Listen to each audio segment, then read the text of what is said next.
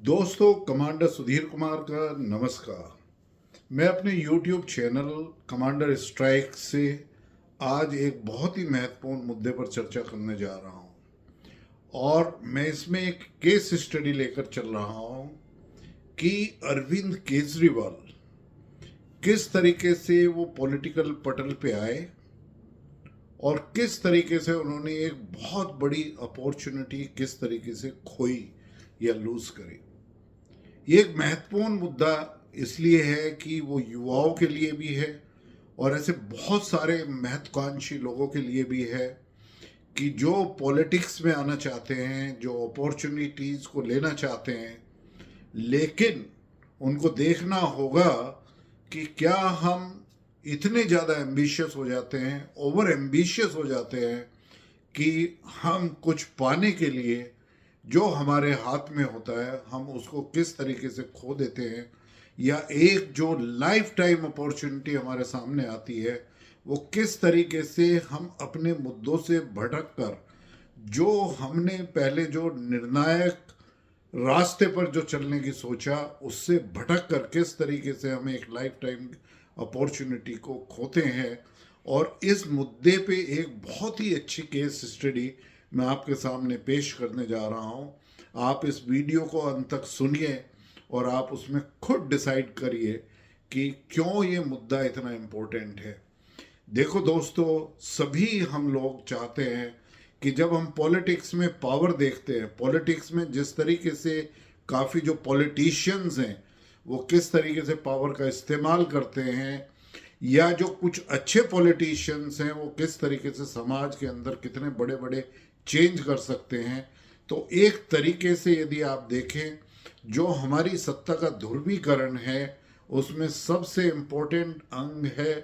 Politicians और the polity of India as per constitution. और जो हमारे पॉलिटिक्स में लोग आते हैं वो किस तरीके से सामाजिक प्रभाव डालते हैं, किस तरीके से हमारी अर्थव्यवस्था पे प्रभाव डालते हैं और किस तरीके से उनके सामने अपॉर्चुनिटी आती है, किस तरह वो उसको ग्रैब करते हैं, किस तरीके से खोते हैं। ये एक आंकलन जो है अब मैं एक इसलिए दे रहा हूँ केस स्टडी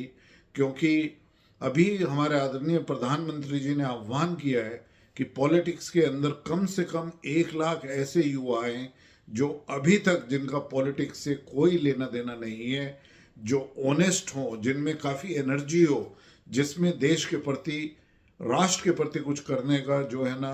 एक तरीके से उनमें एक करेज हो, एक उनमें डेडिकेशन की भावना हो और इन सभी चीज़ों के उसमें कभी वो अपने रास्ते से ना भटकें, ना खोएं और वो देखें कि किस तरीके से ओवर एम्बिशियस बनने से या ज़्यादा लालची होने से किस तरीके से वो एक बहुत ही बड़ी महत्वपूर्ण अपॉर्चुनिटी को खो सकते हैं। तो दोस्तों, अरविंद केजरीवाल एक बिल्कुल साधारण एक स्टूडेंट की तरीके से उन्होंने अपना जीवन शुरू किया, लेकिन फिर भी वो आईआईटी में गए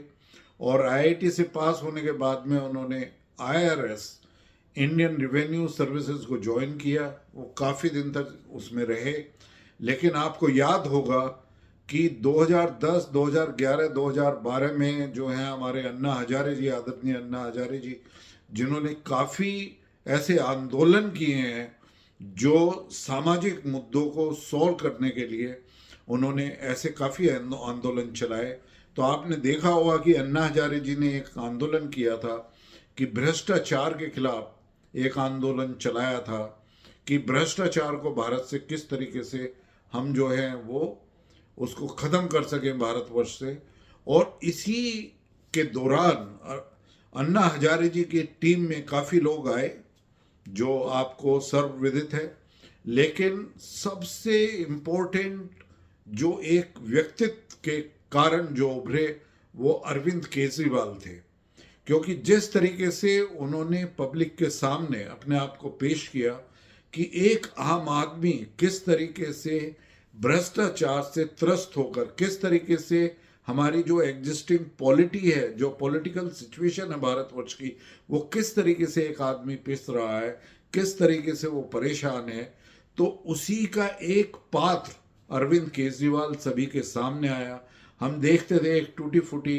वैगनार में वो किस तरीके से इधर से उधर कॉलोनीज में घूमते थे। कभी वो खम्भे के ऊपर किसी की, हमारे झुग्गी झोंपड़ियों में जाकर लाइट ठीक करते थे, किसी के पानी की टैप को वो ठीक करते थे, किसी के घर में जाके गैस के लिए पूछते थे। तो इस तरीके से उन्होंने अन्ना हजारे के भ्रष्टाचार, भारत को भ्रष्टाचार मुक्त जो आंदोलन था उस करने के लिए उसमें जुड़े। उसमें स्वामी रामदेव भी जुड़े, किरण बेदी जी भी जुड़ी, उसमें हमारे एडमिरल रामदास भी, कुमार विश्वास जुड़े, शाहजा इल्मी उसमें जुड़ी, और ऐसे बहुत से जो हैं इंटेलेक्चुअल्स और काफ़ी लोग जो है, वो एक जर्नलिस्ट भी जैसे आशुतोष हैं, इसी तरीके से काफ़ी लोग जो है ना उससे जुड़े। लेकिन तभी जिस तरीके से उस पटल पर आकर एक तरीके से अन्ना हजारे के साथ बैठकर जिस तरीके से एक पतला दुबला इंसान जिसने हमारी जनता को, आम आदमी को दिल्ली के अंदर इस आंदोलन में जताया कि वो किस तरीके से भ्रष्टाचार से बहुत ही त्रस्त है, किस तरीके से जो यूपीए 1 और यूपीए 2 के टाइम में उस टाइम घोटाले एक के बाद सामने आ जा रहे थे। और वो थे, कोई 2G का घोटाला था, कोई कॉमनवेल्थ का घोटाला था, कोई बोफर्स तोप का बहुत दिनों से चलता हुआ घोटाला था, कोई सबमरीन का घोटाला था, कोई हेलीकॉप्टर का घोटाला था, कोई माइंस का घोटाला था। तो इस तरीके से जो है काफ़ी घोटाले जो है ना उस टाइम पर एक के बाद आ रहे थे सामने। तो इन्हीं सभी के सामने जब एक तरीके से अन्ना हजारे जी के साथ कंधे से कंधा मिलाकर एक नया युवक जिसने आम आदमी को ये जताया, जो उस आंदोलन में शामिल थे, कि वो किस तरीके से IRS की कुर्सी को छोड़कर, एक तरीके से अपनी अच्छी सैलरी को छोड़कर, किस तरीके से गवर्नमेंट की सुख सुविधाओं को छोड़कर, एक अच्छे करियर को छोड़कर किस तरीके से वो इस आंदोलन में आए हैं। और उन्होंने सभी के सामने ये भी कहा कि वो सत्ता में कभी नहीं आएंगे, वो पॉलिटिक्स में कभी भी नहीं आएंगे, वो साइड से रहेंगे और वो चाहेंगे कि लोकायुक्त का एक सिर्फ दिल्ली की स्टेट में ही नहीं, पूरे सभी स्टेट्स में और सेंट्रल गवर्नमेंट में लोकायुक्त हो, जिसमें चीफ मिनिस्टर को भी, जिसमें प्राइम मिनिस्टर को भी, और जिसमें सभी लोगों को एक तरीके से उनके खिलाफ कार्रवाई की जा सके, लीगल कार्रवाई की जा सके, इसका प्रोविज़न होना चाहिए, जिससे भारतवर्ष में एक अकाउंटेबिलिटी हो और जिससे भारतवर्ष में जो है ना करप्शन के ऊपर अंकुश लगाया जा सके। तो दोस्तों, किस तरीके से उन्होंने जो है ना आम आदमी का विश्वास जीता, और ये शख्स अरविंद केजरीवाल को अपनी लाइफ टाइम की इतनी बड़ी पॉलिटिकल अपॉर्चुनिटी मिली, क्योंकि उन्होंने बार बार कहा, मीडिया में आकर भी उन्होंने सबसे पहला उनको जो इंटरव्यू दिया वो अर्नब गोस्वामी ने उस टाइम पे दिया, वो शायद टाइम्स नाउ में थे, और अरविंद गोस्वामी ने एक के बाद एक जो अरविंद केजरीवाल घोटालों की पोल खोल रहे थे कांग्रेस या यूपीए 1 और यूपीए के टाइम में, उन सभी को अर्नब ने उनका काफ़ी साथ दिया। और उस टाइम पर लगता था कि ये एक ऐसा व्यक्तित्व है अरविंद केजरीवाल, वो शायद भारतवर्ष में एक अलग ही राजनीतिक एक परिकल्पना को लेकर आए हैं, और वो शायद एक नया ऐसा राजनीतिक जो है वो एक पक्ष सामने रखेंगे, या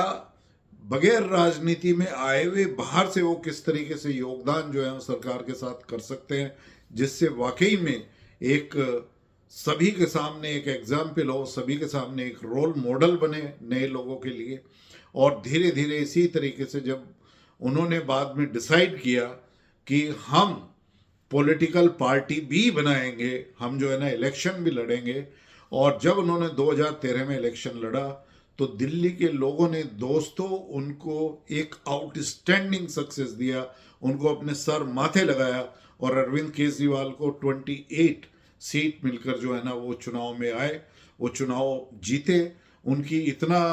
36 का उनके आंकड़ा उनके पास नहीं था, क्योंकि विधानसभा की 70 सीटें हैं दिल्ली के अंदर, तो सरकार बनाने के लिए उन्होंने कांग्रेस के साथ सरकार बनाई, लेकिन वो कुछ ही सप्ताहों के बाद में उनकी गवर्नमेंट डूबी और वो फिर एक बार से पब्लिक के सामने गए और उन्होंने कहा कि दिल्ली की जनता, यदि आप मुझे प्यार करते हो, यदि आप मुझे विश्वास करते हो मेरे ऊपर, क्योंकि मैं कभी भी एक बहुत बड़ा बंगला नहीं लूँगा, मैं कोई जो है ना कार नहीं लूँगा, मैं सिक्योरिटी नहीं लूँगा, मैं सभी आपको कॉमन आदमी की तरीके से आपका ध्यान रखूँगा।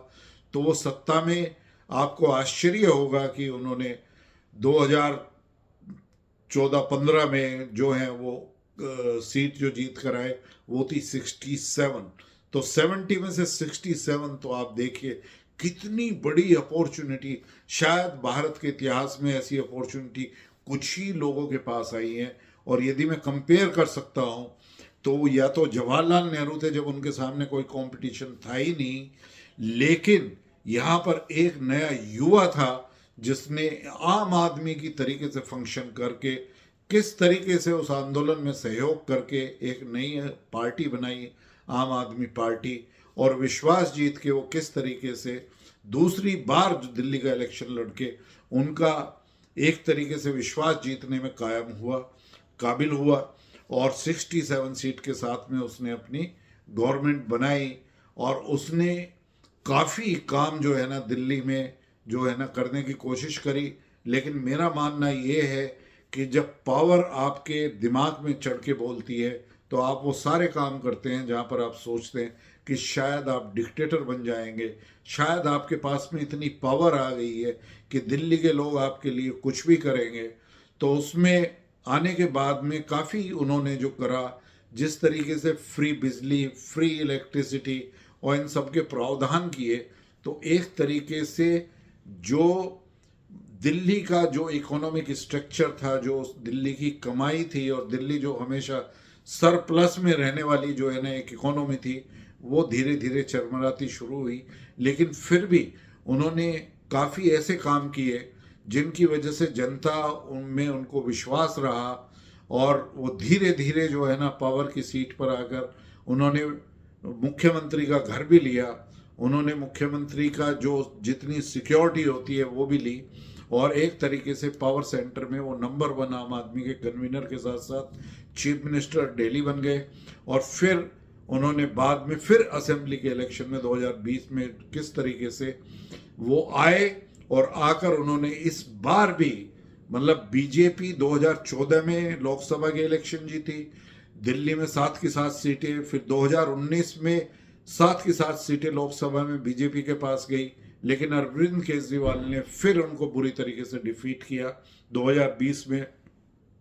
और वो असेंबली के इलेक्शन में फिर 62 सीटें जीतकर। तो आप देखिए कितनी बड़ी अपॉर्चुनिटी उनके सामने फिर आई, जनता ने उसको अपने सर माथों पर बैठाया और जनता को पूर्ण विश्वास था कि इस आदमी ने मीडिया के सामने खड़ा होकर अपने बच्चों की कसमें खाई है, अपनी फैमिली की कसम खाई है कि कभी भी ये करप्शन नहीं करेंगे,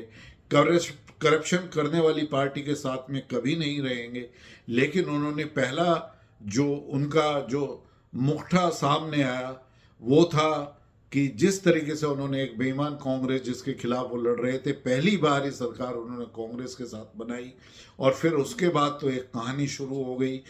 तरह तरह के घोटाले दिल्ली में शुरू हो गए, जनता को जो चाहिए था उनसे वो नहीं हुआ और किस तरीके से उन्होंने यमुना को साफ नहीं करा प्रॉमिस के बाद, जितनी सीवेज लाइंस थी उनको साफ नहीं किया, वेस्ट ट्रीटमेंट प्लांट नहीं लगाए, जो पीने का पानी था वो बिल्कुल एक तरीके से गंदा पीने का पानी वो लोगों के पास पहुंच रहा था। तो वो कॉमन आदमी से दूर होकर अलग होते चले गए सेकंड टर्म में और तभी कोविड का एक बहुत बड़ा महामारी का प्रकोप आया। तो जब दिल्ली में महामारी चल रही थी तो उस टाइम पर अरविंद केजरीवाल, ये मीडिया में सर्वविदित है सभी को जो मैं कुछ बोल रहा हूँ, लेकिन इसका जो निष्कर्ष निकालूंगा, जो केस स्टडी है वो मैं सबके लिए आपके सामने समक्ष रखूंगा कि देखिए उन्होंने किस तरीके से अपना जो है ना एक शीश महल बनाया। उन्होंने जो मुख्यमंत्री का जो घर था उसमें जब वो रह रहे थे तो 2019-2020 में उन्होंने, जब सारा देश जो है ना वो त्राई त्राई कर रहा था, एक तरीके से कोविड से पूरी तरीके से प्रभावित था, दिल्ली में हमारे ऑक्सीजन के प्लांट नहीं थे, हमारे हॉस्पिटल के पास में काफ़ी लोगों की डेथ हो रही थी, इवन उनको जो है ना एक तरीके से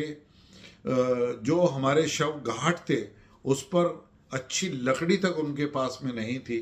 तो इन सभी चीज़ों के बीच में पाया गया कि अरविंद केजरीवाल जी ने, कोई कहता है 56 करोड़, कोई मीडिया में आता है कि 100 करोड़ रुपया लगा के उन्होंने एक इतना आलीशान घर जो है ना वो 4 घरों को तोड़कर, 4 या 5 घरों को तोड़कर, जो दिल्ली के और मिनिस्टर्स या एमएलएज या और लोगों के लिए रहते हैं, वो क्लास ए उनको 4-5 को लगाकर उन्होंने एक तरीके से एक महल की तरीके से घर बनाया। उसमें सारी सुख सुविधाएं ऐसी रखी गई जो 5 स्टार होटल से भी अच्छी है, वो 7 स्टार के इक्विवेलेंट है। तो किस तरीके से उन्होंने सत्ता का दुरुपयोग किया, एक आदमी किस तरीके से लिकर पॉलिसी दिल्ली में लेके आया, और वो और उनके सभी मिनिस्टर उसमें इन्वॉल्व हैं, सभी जेल में गए एक के बाद, चाहे वो अरविंद केजरीवाल हो, मनीष सिसोदिया हो, सत्येंद्र जैन हो, हमारे संजय सिंह हो, या अमानतुल्लाह खान दूसरे केसेस में, या उनके और काफ़ी एमएलए उसमें जेल के अंदर गए और अभी भी उन पर केस चल रहे हैं। तो देखिए, एक आदमी को इतनी बड़ी अपॉर्चुनिटी, दिल्ली जो पूरे विश्व में भारतवर्ष की एक तरीके से कैपिटल है, यदि अरविंद केजरीवाल को जिस तरीके का मैंडेट मिला था, जिस तरीके का विश्वास उन्होंने आम आदमी के दिल्ली के जीता था, जिस तरीके से दिल्ली के लोगों ने उनको 2 बार अपने सिर माथे पर बैठाया और चीफ मिनिस्टर बनाया, क्या उन्होंने दिल्ली के लिए कुछ किया? जरा सोचिए। आज हमारा यमुना फ्रंट यदि थेम्स की तरीके से होता, जो उन्होंने प्रॉमिस किया था 2015 में कि 2019-2020 तक आप यमुना में डुबकी लगाएंगे, हमारी जो सड़कें होंगी वो पेरिस की सड़कों से अच्छी होंगी, यहाँ पर सभी के पास रोजगार होगा, जितने जो ये हीप लगे हुए हैं, जो बड़े बड़े जो है ना पहाड़ हैं, जो हमारे कचरे के पहाड़ चारों तरफ दिल्ली के लगे हुए हैं, वो पहाड़ आपको नजर नहीं आएंगे। हर एक के पास में बिजली होगी, पीने का स्वच्छ पानी होगा, और इसी तरीके से यमुना फ्रंट बिल्कुल एकदम से यमुना का पानी आप गोते ही नहीं, उसमें यमुना का पानी पी सकेंगे। सीवेज प्लांट यहाँ पर लगेंगे, वेस्ट ट्रीटमेंट प्लांट यहाँ पर लगेंगे, एजुकेशन का स्टैंडर्ड वर्ल्ड क्लास हो जाएगा, यहाँ के जो हॉस्पिटल हैं वो वर्ल्ड क्लास हो जाएंगे। तो एक तरीके से हम पोल्यूशन को कंट्रोल करेंगे। जो पराली पंजाब में जलाई जाती है, दिल्ली के और गाँव में जलाई जाती है, उसको किसी न किसी तरीके से हम करेंगे। लेकिन अरविंद केजरीवाल जी और उनकी पार्टी सिर्फ करप्शन में रही, सिर्फ कैसे पैसा बनाया जा सकता है, कैसे उनका चेहरा एडवर्टीजमेंट में, सबसे ज़्यादा उन्होंने एडवर्टीज में खर्च किया। उनकी जो ये अभिलाषाएं थी, उनकी जो एक तरीके से एस्पिरेशंस थी, वो इतनी ज़्यादा हो गई थी और वो इतने ज़्यादा ओवर एम्बिशियस हो गए थे। तो एक तरीके से अपने आप को डिक्टेटर, वो कहते थे कि कोई भी पॉलिटिशियन यदि उसके खिलाफ कोई करप्शन का मामला है, उसको रिजाइन करना चाहिए वो किसी भी पोस्ट पर। उन्होंने अपने साथी deputy chief minister Manish Sisodia को रिजाइन कराया, अपने और मिनिस्टर को रिजाइन कराया, लेकिन खुद जब उन पर करप्शन का चार्जेस आए, जब वो तिहाड़ जेल में गए, तो उन्होंने खुद सीएम की कुर्सी से नहीं त्याग पत्र दिया। तो दोस्तों, किस तरीके से उन्होंने दिल्ली वासियों की भावनाओं से खेला, किस तरीके से दिल्ली के लिए उन्होंने कुछ नहीं किया। आज दिल्ली सबसे ज़्यादा पॉल्यूटेड है। आप सभी को पता है कि हमारा यमुना का रिवर फ्रंट कैसा है, दिल्ली के चारों तरफ किस तरीके से हमारे कचरे के पहाड़, किस तरीके से उसमें से किस किस तरह की गैसें निकलती है और वो हमारे पोल्यूशन को और ज़्यादा बढ़ाती है। किस तरीके से दिल्ली में पोल्यूशन का आज है कि यहाँ पर कैसे बच्चे, बूढ़े और हमारी जो महिलाएं हैं, जो गर्भवती महिलाएं हैं, वो किस तरीके से उनके ऊपर ये पोल्यूशन प्रहार कर रहा है, किस तरीके से हमारे पास पीने का पानी नहीं है और जगह जगह एक टैंकर माफिया या पाइप माफिया जो घरों घरों में देता है। किस तरीके से रोहिंग्याज ने दिल्ली की अलग अलग बस्ती में अपना किस तरीके से अधिकार कर लिया है, किस तरीके से उन्होंने अपने राशन कार्ड पाए हैं, कैसे पासपोर्ट बनाए, कैसे ड्राइविंग लाइसेंस बनाए, कैसे उन्होंने अपने इलेक्ट्रिसिटी ली, कैसे उनको जो है ना एक तरीके से कैश दिया गया उनको रखने के लिए, उनको सेटल दिल्ली में करने के लिए। तो आज रोहिंग्या बहुत ही बड़ी पॉपुलेशन, उन्होंने दिल्ली की डेमोग्राफी को चेंज कर दिया है। तो इतने सारे चैलेंजेस आए कि अरविंद केजरीवाल को फाइनली जनता ने अपने सिर से उठाकर सड़क पर फेंक दिया। और जिसको उन्होंने अपने सर पर बैठाया था, इतनी बड़ी lifetime political opportunity Arvind Kejriwal, जरा सोचिए यदि वो इन सभी पैमानों पर जो उन्होंने 2012-2013 में किस तरीके से अन्ना हजारे के साथ बैठकर कहा था, यदि आदमी ये उसी बात पर अडिग रहता, यदि ये पिछले 10 सालों में काम कर कर दिल्ली की जनता को दिखाता और दिल्ली के लिए करता जो उन्होंने वायदे किए थे कि दिल्ली एक तरीके से जो रिवर्स के किनारे जो सिटीज़ हैं, जैसे लंदन है थेम्स के किनारे, इस तरह को वो दिल्ली को बना देंगे। लेकिन वो अपने एक एक वायदे पर फेल ही नहीं हुए, बल्कि वो मुकरे, बुरी तरीके से उन्होंने सत्ता का दुरुपयोग किया। उन्होंने पूरे दिल्ली वासियों का विश्वास तोड़ा और आज देखिए आप वो किस तरीके से पतन के गर्त पे किस तरीके से गिरे हैं। अभी तो इलेक्शन ही हारे हैं, उनकी पार्टी कितनी कम सीटें लेकर अब असेंबली में आई है। और बीजेपी उधर जो है ना, किस तरीके से वो दिल्ली के काफ़ी काम जो सेंट्रल गवर्नमेंट को कर रहे थे वो किस तरीके से करती जा रही थी। लेकिन जैसे आयुष्मान भारत है, फ्री गैस है, जिस तरीके से प्रधानमंत्री आवास योजना है, ये अरविंद केजरीवाल ने उनको नहीं होने दिया, जिससे हमारे जो वरिष्ठ नागरिक हैं उनको भी आयुष्मान की सेवाएं नहीं मिल सकी। लेकिन अब जनता ने दिखा दिया है कि अरविंद केजरीवाल जी काफ़ी हो गया है, आपने जो हमारे से वायदे किए, हमारा विश्वास तोड़ा, आपने जिस तरीके से हमारा विश्वास तोड़ा, अब हमारे पास में और कोई विकल्प नहीं है कि हम आपको सत्ता में ना आने दें। और उन्होंने विश्वास जताया कि आगे भी वो इसको नहीं आने देंगे। और उनकी जो बोगी एक तरीके से पंजाब में चल रही है, शायद वहाँ पे भी वो समाप्त होने वाली है। और आम आदमी के खिलाफ जिस तरीके से पहली दफ़े एक क्रिमिनल केस या करप्शन का केस जो वो ईडी ने आम आदमी पार्टी के खिलाफ भी किया है, हो सकता है कल को आम आदमी पार्टी का एक तरीके से उसका जो आम आदमी पार्टी की पॉलिटिकल जो लाइसेंस है वो भी कैंसिल हो सकता है, शायद आम आदमी पार्टी भी ना रहे। तो ये दोस्तों मैं इसलिए आपके साथ में शेयर कर रहा हूँ, कभी भी हमें लाइफ में जब कोई अपॉर्चुनिटी मिलती है और हम किसी चीज़ के साथ में विश्वास करते हैं, तो आज एक ऐसे पॉलिटिकल चरित्र की आपको ज़रूरत है जिसमें आपकी ईमानदारी होना चाहिए, एथिकल वे ऑफ गवर्नेंस होना चाहिए, और हम समाज से जुड़े हुए रहें। समाज के हर वर्ग को, चाहे छोटे से छोटा, कमज़ोर से कमज़ोर हमारा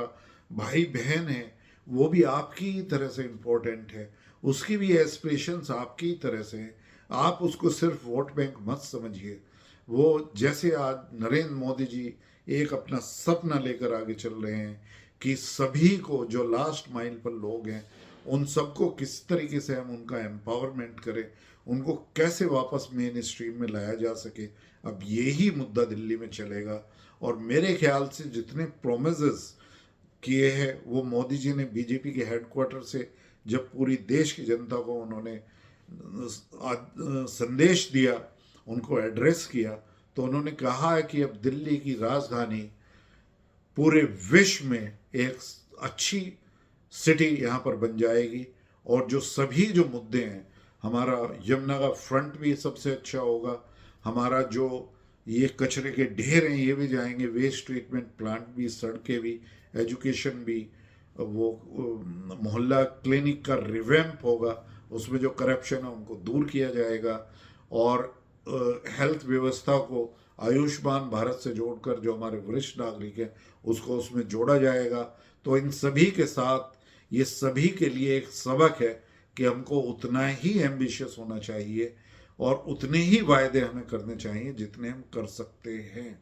यदि आपको एक अपॉर्चुनिटी मिली है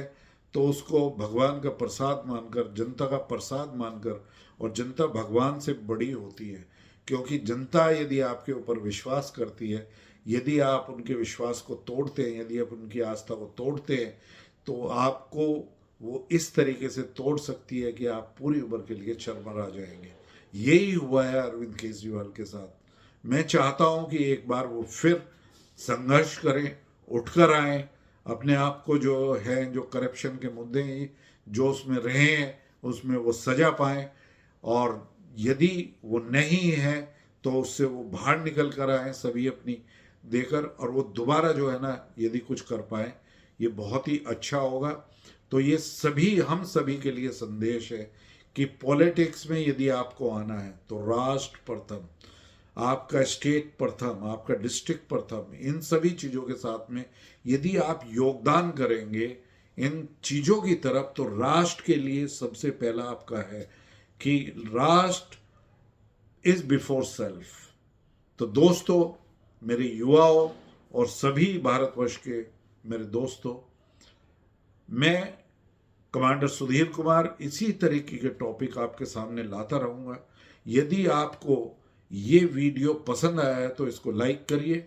और मेरे चैनल कमांडर्स स्ट्राइक को सब्सक्राइब करिए। जय हिंद।